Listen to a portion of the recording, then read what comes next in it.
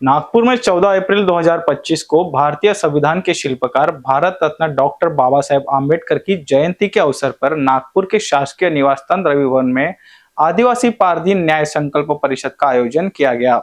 यह ऐतिहासिक आयोजन महाराष्ट्र राज्य अनुसूचित जाति जनजाति आयोग और आदिवासी पारधी विकास परिषद के संयुक्त तत्वावधान में किया गया, जिसका उद्देश्य शोषित, पीड़ित और अन्यायग्रस्त पारधी समुदाय के जलते हुए मुद्दों को सामने लाकर उन्हें सामाजिक न्याय दिलाना था। कार्यक्रम की अध्यक्षता राज्य अनुसूचित जाति जनजाति आयोग के उपाध्यक्ष एडवोकेट धर्मपाल मेश्राम ने की। प्रमुख अतिथियों में सामाजिक चिंतक डॉक्टर उपेंद्र कोठेकर, आदिवासी विभाग विकास के अपर आयुक्त उप आयुक्त दिगंबर चौहान, प्रकल्प अधिकारी नितिन इसोकर तथा आदिवासी सेवक एवं प्रांताध्यक्ष बबन गोरामन उपस्थित थे। इस परिषद में महाराष्ट्र के 28 जिलों से आए पीड़ित पारधी समाज के प्रतिनिधियों ने अपनी वर्षों से लंबित शिकायतें आयोग के समक्ष प्रस्तुत की।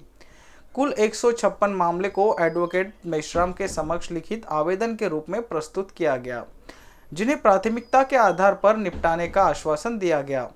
एडवोकेट मेश्राम ने यह भी स्पष्ट किया कि मामलों को अनदेखा करने वाले दोषी अधिकारियों पर सख्त कानूनी कार्रवाई की जाएगी। इस अवसर पर महाराष्ट्र राज्य फासे पारधी कर्मचारी संगठन की ओर से एडवोकेट मेश्राम का पुष्पगुच्छ, शाल व श्रीफल देकर सम्मान किया गया।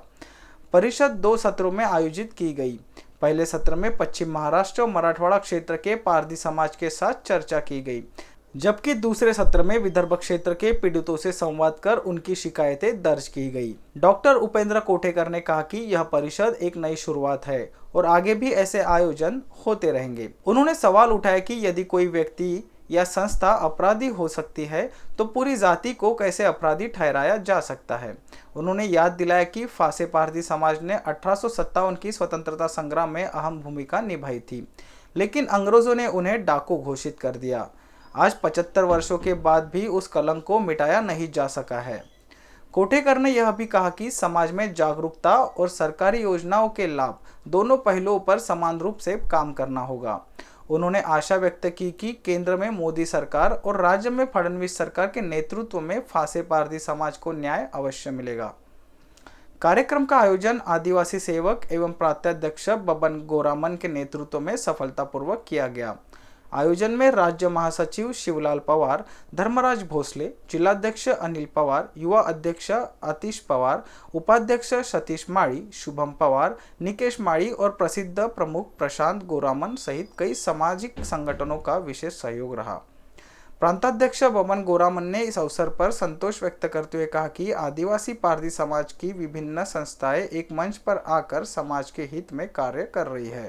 त्या गावातल्या महिला पुरुषांना हुसकावून लावण्यासाठी त्या झोपड्या जाळल्या, त्यांच्या कोंबड्या जाळल्या, बकऱ्या जाळल्या, अशी विचित्र परिस्थिती खरं तर महाराष्ट्रासारख्या राज्यामध्ये असणं हे माझ्या स्वतःसाठी व्यक्ती म्हणून भयावह आहे।